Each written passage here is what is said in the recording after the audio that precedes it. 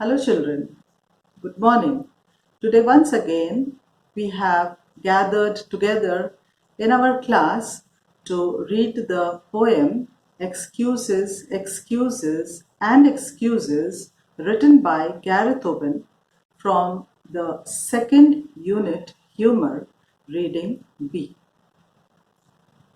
ये जो कविता है एक्सक्यूजेस एक्सक्यूजेस एक्सक्यूजेस, इसका अर्थ है बहाने बहाने और बहाने।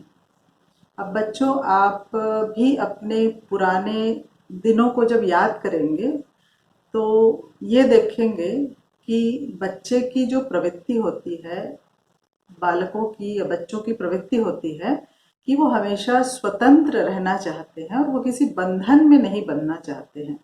फिर चाहे वो स्कूल का बंधन हो कि पढ़ाई का बंधन हो कि शिक्षक द्वारा बनाया गया समय पाबंदी हो, वो किसी भी बंधन में बंधना नहीं चाहते। और इसी प्रवृत्ति के कारण कुछ बच्चे ऐसे होते हैं जो स्कूल से दूर भागना चाहते हैं, पढ़ाई से दूर भागना चाहते हैं और अपने आप को स्वतंत्र रखना चाहते हैं। और जब स्कूल नहीं आते हैं और उनको पूछा जाता है तो उनके पास एक से एक बढ़कर बहाने होते हैं। और बहाना जो है वो एक प्रकार का झूठ ही है। तो एक बहाने को छुपाने के लिए दूसरा, दूसरे को छिपाने के लिए तीसरा, इस प्रकार से बहानों की लड़ी बन जाती है। और जब ये लड़ी काफ़ी लंबी हो जाती है तो हास्यास्पद भी हो जाती है और टीचर को नाराज़ भी कर देती है और कई बार क्लास के पूरे वातावरण को आनंदमय भी कर देती है कि किस प्रकार से बच्चा एक झूठ को छुपाने के लिए या एक बहाना को आगे बढ़ाने के लिए जो बहाने दर बहाने बनाते जाता है, तो वो किस प्रकार से तुरंत अपने दिमाग में कुछ बातों को लाता है और जल्दबाजी में किस प्रकार से वो एक के बाद एक बहाने बनाता है या झूठ बोलता है और टीचर को कन्विंस करने की कोशिश करता है, अपने विश्वास में लेने की कोशिश करता है कि वो जो कह रहा है सही कह रहा है। जैसे अगर उसने होमवर्क नहीं बनाया तो बहाना बना देता है, सर ये तो मेरी बहन के कारण था या मेरे भाई के कारण था। तो कारण क्या था?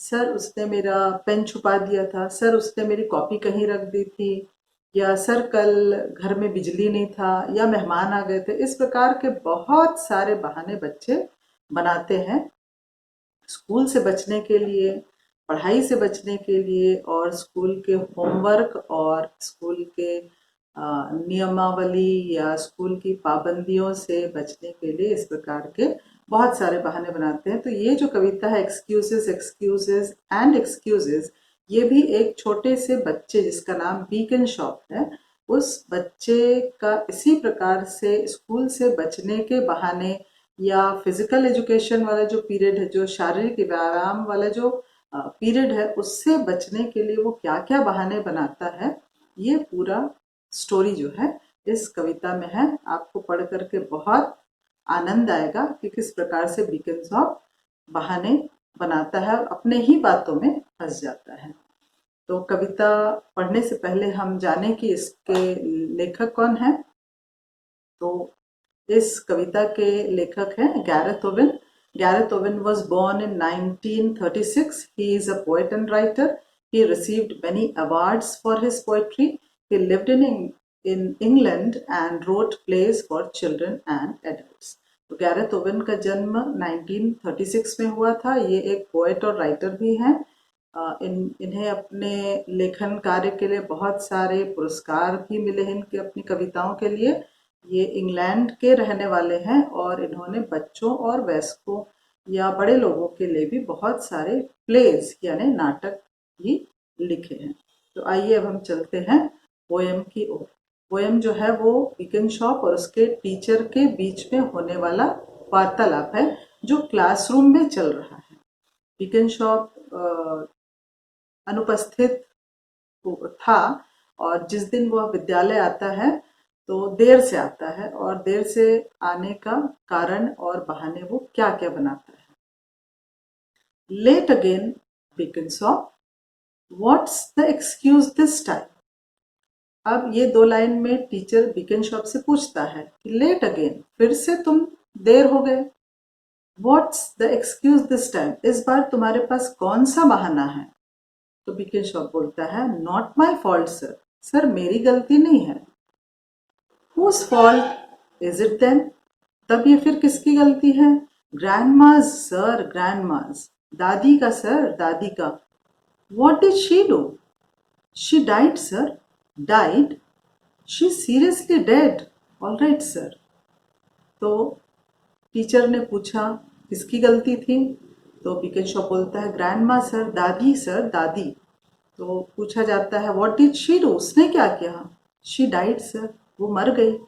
तो टीचर बहुत आश्चर्य से पूछता है डाइड? तो वो बीकन शॉप बोलता है she seriously dead. All right sir, सही में सर वो मर गई। That makes 4 grandmother's this term beacon shop. तो टीचर कहते हैं कि इस सत्र में ये तुम्हारी चौथी दादी यानी 4 दादी हो गई है beacon Shop. All on PE days, और सब पीई यानी फिजिकल एजुकेशन का पीरियड जिस दिन रहता है उसी दिन तुम्हारी दादी मरती है। I know it's very upsetting sir, मुझे मालूम है सर ये बहुत ही बुरा है, बहुत ही दिमाग खराब करने वाली बात है। How many grandmas have you got बीकन शॉप, वैसे बीकन शॉप तुम्हारे कितनी दादियां हैं? नन सर, एक भी नहीं है sir. You said you had 4, तुमने अभी कहा तुम्हारी 4 दादी हैं। ऑल डेड सर, सभी की सभी मर गई हैं। And what about yesterday Beacon Shop, और कल के बारे में क्या कहना है beacon Shop? What about yesterday sir, कल के बारे में क्या सर? यू वर एब्सेंट यस्टरडे, कल तो तुम अनुपस्थित थे। That was the dentist sir, वो तो दांतों वाला डॉक्टर था सर। द डेंटिस्ट डाइड, क्या डेंटिस्ट मर गया? No sir, my teeth sir, नहीं सर मेरे दांत। You missed the maths test Beacon Shop, Beacon Shop तुमने अपना गणित का टेस्ट मिस कर गए। I had been looking forward to it sir, sir मैं भी इसी समय का इंतजार कर रहा था। राइट, ठीक है, लाइन अप फॉर पीई, चलो पीई के लिए यानी फिजिकल एजुकेशन के लिए कतार में या लाइन में खड़े हो जाओ। कांट सर, नहीं हो सकता sir. There is no such word as can't बीकन शॉप, नहीं जैसा कोई शब्द नहीं है बीकन शॉप मेरे पास।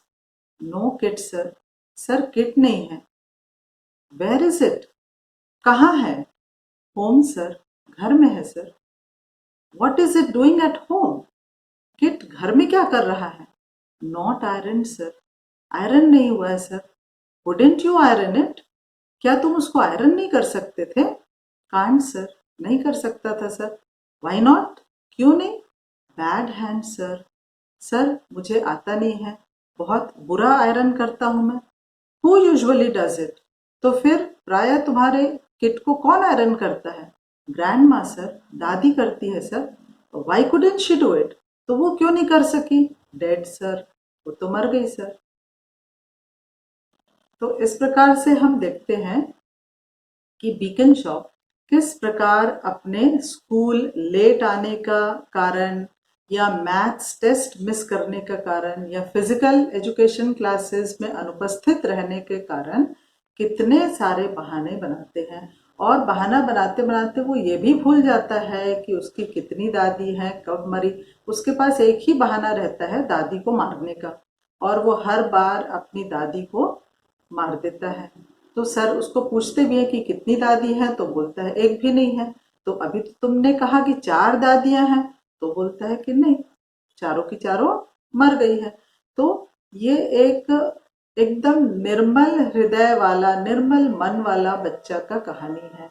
बच्चे जब छोटे रहते हैं और स्कूल नहीं जाना रहता है, उनको बहाने बनाने रहते हैं, तो वो उनका जो निर्मल मन है उस मन में जो भी आता है जिससे वो स्कूल में जा कर के टीचर से डांट ना खाए, टीचर से मार ना खाए, उस चीज से बचने के लिए वो बहुत ही सरल बहाने बनाता है।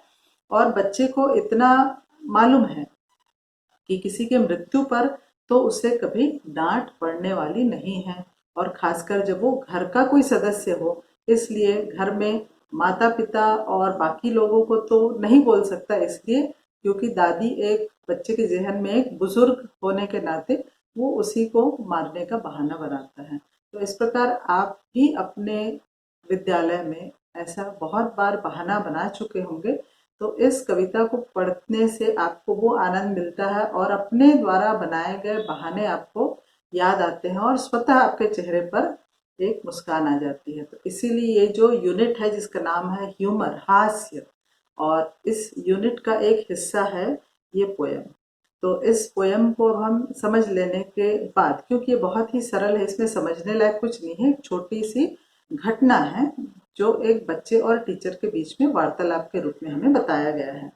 तो इस पोयम को हम थोड़ा रिवाइज रिकैपिटुलेट कर लेते हैं वापस, ताकि हमको कितना समझ में आया, और छोटे छोटे प्रश्नों से कर लेते हैं। तो पहला प्रश्न मैं ये पूछना चाहूंगी, what is the name of the poem? इस पोयम का क्या नाम है? तो आंसर है एक्सक्यूजेस, एक्सक्यूजेस एंड एक्सक्यूजेस। दूसरा प्रश्न है, हु इज द पोएट? इस कविता के कवि कौन है? तो कवि का नाम है गैरेथ ओवन। तीसरा प्रश्न है, who was late to school? School के लिए लेट कौन हुआ? तो आंसर है बीकन सॉ। चौथा प्रश्न है, what excuse did he make for his coming late? Beacon Shop ने क्या बहाने बनाए अपने स्कूल देर से आने के लिए? तो उसने क्या बहाना बनाए थे? उसने अपनी दादी को मृत घोषित कर दिया था। तो beacon shop had said that his grandmother died, so he was late. अगला प्रश्न है, how many times did Beacon shop made the excuse of his grandmother's death? Beacon Shop ने अपनी दादी के मृत्यु का कितने बार बहाना बनाया? तो आंसर है 4 टाइम्स, 4 बार। अगला प्रश्न है, did he really had 4 grandmother's? क्या सचमुच में बीकन शॉप की 4 दादी थी?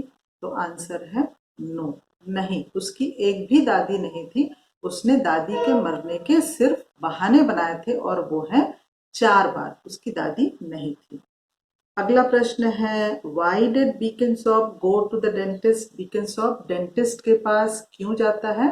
तो he goes for his teeth, वो अपने दांत दिखाने के लिए जाता है। अगला है, हु इज अ डेंटिस्ट? हम डेंटिस्ट किसे कहते हैं? तो डेंटिस्ट किस डॉक्टर को कहते हैं? दांतों के डॉक्टर को। Dentist is the doctor who treats the teeth. तो अगला प्रश्न है, which test did Beacon Shop miss? Beacon Shop कौन सा टेस्ट को मिस कर गया? तो आंसर है मैथ्स टेस्ट, मैथ्स के टेस्ट को उसने मिस किया। अगला प्रश्न है, what does the teacher tell him to do? उसके शिक्षक ने बीकन शॉप को क्या करने को कहा? आंसर है to line up for PE. PE यानी फिजिकल एजुकेशन के लिए उसको कतार में खड़े होने को कहा। अगला प्रश्न है, why doesn't beacon shop not line up for P? Beacon shop physical education के लिए कतार में क्यों खड़ा नहीं होता है? उसका आंसर है because he had no kit for PE. उसके फिजिकल एजुकेशन का किट उसके पास नहीं था। तो where was his PE kit? उसका पीई किट कहाँ था? आंसर है इट वॉज एट होम। उसका पीई किट उसके घर में था। Why did Beaconsop not bring his PE kit? अगला प्रश्न है कि Beaconsop अपना PE kit क्यों नहीं लाया था? तो आंसर है because it was not ironed, क्योंकि वो प्रेस नहीं हुआ था, आयरन नहीं हुआ था। अगला प्रश्न है, who ironed his PE kit? उसका PE kit को कौन आयरन करता था? आंसर है his grandma ironed his PE kit. उसकी दादी उसके PE kit को आयरन करती थी। और आखिरी प्रश्न इस पोयम के लिए है, why was it not iron? P kit iron क्यों नहीं हुआ था? तो आंसर में वो बीकन शॉप द्वारा किया गया एक बहाना है, his grandmother's death, because his grandmother had died, क्योंकि उसकी दादी का डेथ हो चुका था, उसकी दादी की मृत्यु हो गई थी, इसलिए उसका किट आयरन नहीं हुआ था। तो इस प्रकार से हम प्रश्नों के द्वारा इस पोयम को एक बार फिर से रिकैपिटुलेट कर दिए कि बीकनशॉप स्कूल के लिए लेट होता है और लेट होने पर उसके टीचर ने जब उसे प्रश्न पूछा तो वो प्रश्न का उत्तर में अपनी दादी की मृत्यु का बहाना बनाता है और ये उसका चौथा बहाना था दादी की मृत्यु को लेकर के। और उसकी जबकि कोई दादी थी ही नहीं, he had no grandmother. फिर उसने अपना मैथ्स टेस्ट को मिस करने का बहाना बताता है कि वो डेंटिस्ट के पास गया था दांत दिखाने के लिए। फिर जब उसको फिजिकल एजुकेशन के लिए लाइन अप होने के लिए टीचर कहते हैं तो वहाँ भी वो बहाना बनाता है कि मेरे पास किट नहीं है, तो किट घर में है जो आयरन नहीं हुआ है, और आयरन इसीलिए नहीं हुआ है क्योंकि लास्ट लाइन में फिर वो एक बहाना, वही बहाना बनाता है कि मेरी दादी मर गई इसलिए किट आयरन नहीं हुआ। तो इस प्रकार से ये एक हास्य कविता है, एक मनोरंजन प्रदान करने वाला कविता है जिसे पढ़कर स्वतः हमें हंसी भी आ जाती है और हमें अपने द्वारा बनाए गए स्कूल से भागने के जो बहाने हैं वो भी हमें याद आ जाते हैं। तो ये कविता आपको अच्छे से समझ में आ गई होगी। Thank you. अब हम अगले क्लास में फिर से मिलेंगे।